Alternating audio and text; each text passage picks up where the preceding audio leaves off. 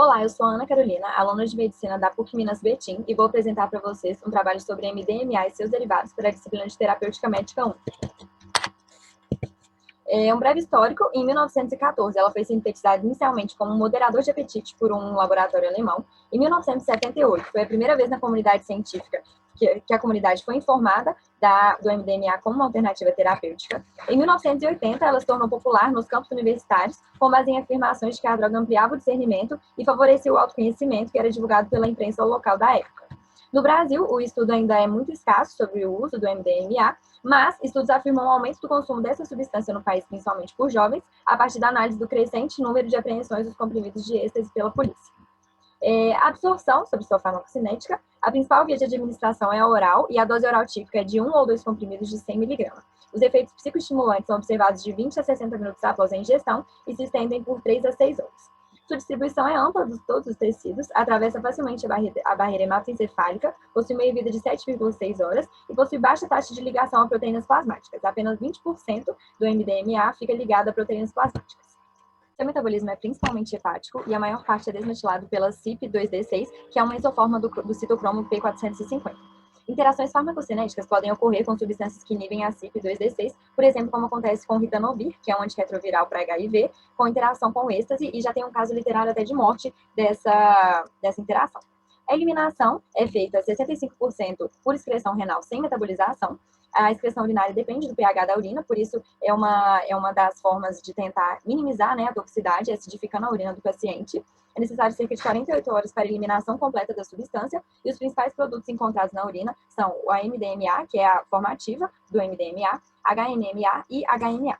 Aqui temos uma reação simplificada do metabolismo, em que o MDMA é N-desmetilado pelo citocromo 2D6 e se transforma em metileno de hidroxianfetamina, que é o seu profármaco, sua forma ativa, que também é eliminada pelos rins.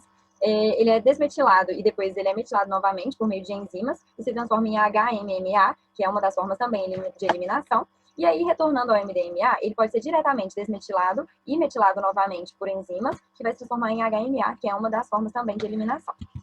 Situação do sistema nervoso central, ela é considerada uma neurotoxina serotonérgica, atua sobre o sistema nervoso central, aumentando a liberação de serotonina, que é esse 5-HT, dopamina e noradrenalina.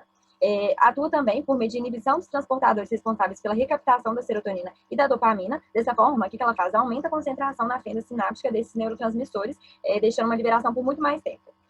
A interação com o receptor alfa-2 adrenérgico provoca o aumento da frequência cardíaca, hipertensão e também arritmias nos indivíduos. A longo prazo, o MDMA é responsável por reduções duradouras dos níveis cerebrais de serotonina. Além disso, ela tem alguns efeitos imediatos positivos, que são por causa das suas características psicoestimulantes em vigor, né? Por exemplo, percepção alterada de tempo, experiências sensoriais agradáveis e aumento da percepção, e também efeitos negativos, como taquicardia, boca seca, contração dos maxilares e algumas mialgias. E a longo prazo, como intoxicação, por exemplo, né, quando a gente tem um aumento muito grande da concentração, seja momentâneo ou seja a longo prazo, a pessoa pode ter alucinações visuais, agitação, hipertermia e ataque de pânico. Por motivo de segurança, né, o êxtase ele foi proibido no ano de 1985, seu consumo se tornou ilegal, né? O MDMA e seus derivados eles estão no grupo dos estimulantes do tipo anfetamina, e eles podem produzir muitos efeitos prejudiciais à saúde, tanto mental quanto física, por isso é um problema realmente de saúde pública. Tem uma prática muito comum, que é de misturar diversas substâncias altamente tóxicas, sem nenhum controle ou fiscalização, durante o processo de produzir essa substância, e isso pode acentuar muito os riscos à saúde dos usuários. Dados da Polícia Civil apontam que entre 2008 e 2018 aumentou muito o consumo dessa substância ilegal, circulação ilegal. Isso se deve muito porque no contexto social ela é considerada uma droga bastante segura e que não apresenta riscos. Então os indivíduos acabam abusando no seu uso. A intoxicação aguda requer tratamento de emergência e medidas de suporte. Então, assim, é muito importante os médicos conhecerem os efeitos dessa droga no organismo para poderem intervir. Os principais problemas é quando ela é ingerida junto com outras drogas, por exemplo, o álcool, né? Podendo aumentar muito o potencial perigo dessa substância e os riscos de ter uma intoxicação ou efeito adverso muito graves. É importante salientar que a toxicidade ela depende da dose, da frequência, de condições inerentes do indivíduo, como, por exemplo, outros problemas de saúde. Então, é muito importante se atentar a isso.